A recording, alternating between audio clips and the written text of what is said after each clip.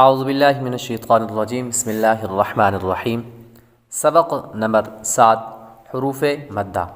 آج حروف مدہ کا بیان ہم کریں گے کہ حروف مدہ کتنے اور کون کون سے ہیں، اور حروف مدہ پڑھنے کا طریقہ کیا ہوتا ہے، اور حروف مدہ کو کتنا لمبا کرتے ہیں، تو وہ ساری وضاحت آج ہم کریں گے۔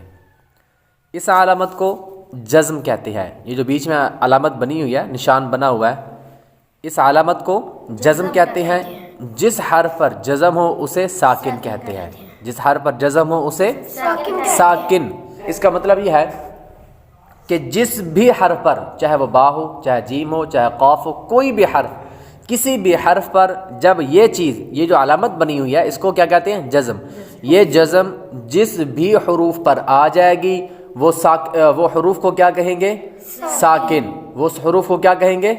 ساکن۔ نمبر 2، ساکن حرف اپنے سے پہلے متحرک حرف سے مل کر پڑھا جاتا ہے۔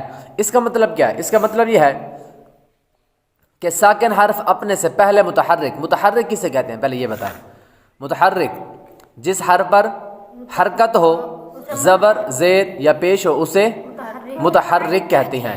جس حرف پر حرکت ہو اسے متحرک کہتے ہیں۔ ساکن حرف اپنے سے پہلے متحرک حرف سے مل کر پڑھا جاتا ہے۔ اس کا آسان لفظوں میں اس کی وضاحت اور اس کا مطلب یہ ہے کہ جزم والے حرف کو پیچھے والے حرف کے ساتھ ملا کر پڑھنا ہوتا ہے۔ عام لفظوں میں یوں کہہ لیں، ٹھیک ہے؟ دو چیزیں، ایک اس علامت کو جزم کہتے ہیں، جس حرف پر جزم ہو اسے ساکن کہتے ہیں۔ ساکن حرف اپنے سے پہلے متحرک حرف سے مل کر پڑھا جاتا ہے۔ نمبر 3، حروف مدہ 3 ہیں۔ حروف مدہ 3 ہیں۔ حروف مدہ 3 ہیں۔ الف، واو، یا۔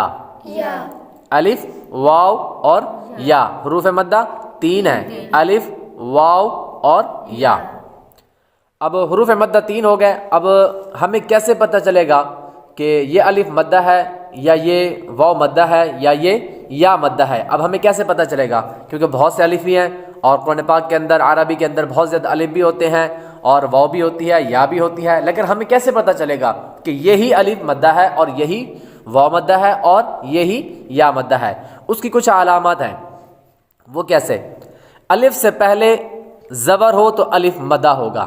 الف سے پہلے زبر ہو تو الف مدہ ہوگا، ٹھیک ہے؟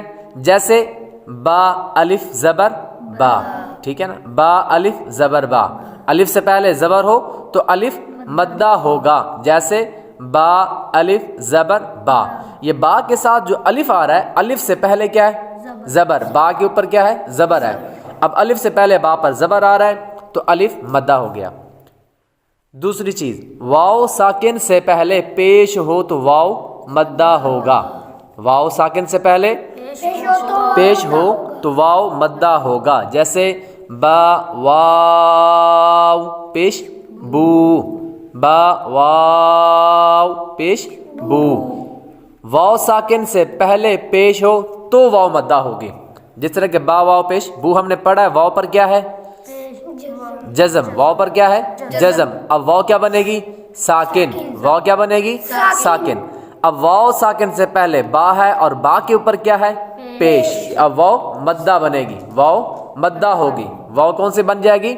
واو ساکن سے پہلے پیش ہو تو واو مدہ ہوتی ہے، تو واو ساکن سے پہلے پیش ہو تو واو مدہ ہوتی ہے۔ تو یہ اس کی علامت ہے کہ اگر واو کے اوپر زبر، پیش یا کچھ اور چیز ہوگا، یا واو ساکن سے پہلے زیر آ جائے یا کچھ اور آ جائے، تو وہ واو مدہ نہیں ہوگی۔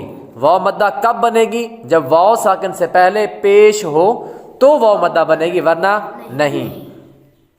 تیسری چیز، یا ساکن۔ یا ساکن سے پہلے زیر ہو تو یا مدہ ہوگا۔ جیسے با یا زیر بی، با یا زیر بی۔ اب با یا زیر بی کے اندر یا ساکن ہے، یا کے اوپر جزم آ گئی تو یا ساکن بن گئی۔ اب یا ساکن سے پہلے با ہے، با کے نیچے زیر ہے، ٹھیک ہے؟ تو یا مدہ کہتے اسے ہیں کہ جس یا ساکن سے پہلے زیر ہو تو یا مدہ ہوگی۔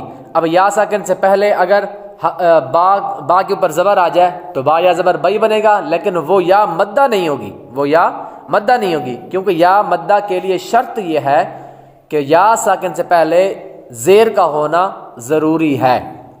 تین چیزیں، حروف مدہ کتنے ہیں؟ تین۔ کون کون سے؟ الف مدہ، واو مدہ، یا مدہ۔ یا مدہ۔ الف مدہ کسے کہتے ہیں؟ الف سے پہلے زبر ہو تو الف مدہ کہتے ہیں۔ الف مدہ کسے کہتے ہیں؟ الف سے پہلے زبر ہو تو الف مدہ۔ الف مدہ ہوگا۔ واو مدہ کسے کہتے ہیں؟ واو ساکن سے پہلے پیش ہو تو واو مدہ ہوگا۔ واو مدہ ہوگا۔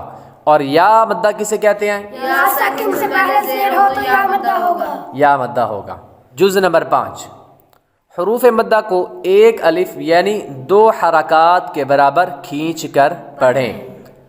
حروف مدہ کو ایک الف یعنی 2 حرکات کے برابر کھینچ کر پڑھیں، مطلب لمبا کر کے پڑھنا ہے۔ اب کون سے حروف مدہ ہیں؟ یہ 3 ابھی جو ہم نے پڑھے ہیں، الف مدہ، واو مدہ اور یا مدہ۔ الف، واو اور یا، یہ 3 حروف مدہ ہیں۔ اب ان حروف مدہ کو ایک الف یعنی 2 حرکات کے برابر کھینچ کر پڑھیں گے۔ کیسے؟ با الف زبر با، با واو پیش بو، با یا زیر بی، با بو بی۔ ٹھیک ہے، یہ ہم لمبا جو کر رہے ہیں نا، با اکیلا ہو اور الف ساتھ میں نہ ہو تو ہم کیا پڑھیں گے؟ با زبر با، با زبر با، کیونکہ حرکات کو لمبا نہیں کرتے۔